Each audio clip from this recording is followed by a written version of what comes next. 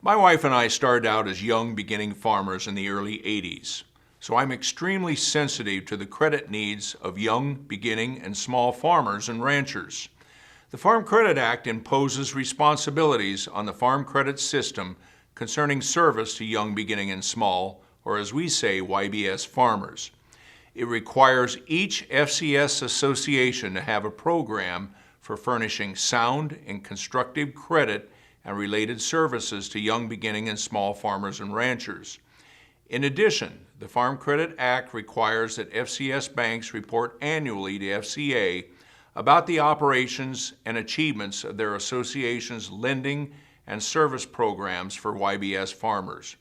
These provisions were added to the Act during the 1980s, which were difficult times for agriculture. This is where the American agriculture movement was born 5 years ago. And these farmers who came to Springfield today from half a dozen states, these are the farmers who drove their tractors to Washington 4 years ago to tell the country they were going broke out here.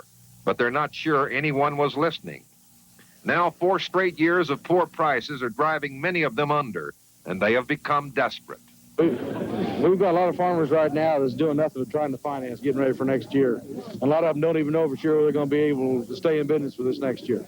I personally believe these provisions were added to help address the decline in the number of farmers by ensuring availability of credit necessary to develop a new generation of farmers. Now, many years have passed since the 1980s. The Farm Credit System has made consistent efforts to serve YBS farmers, but the average age of American farmers continues to rise. USDA reported in 2017 that the average age of U.S. farm producers was 57.5 years, up 1.2 years from 2012.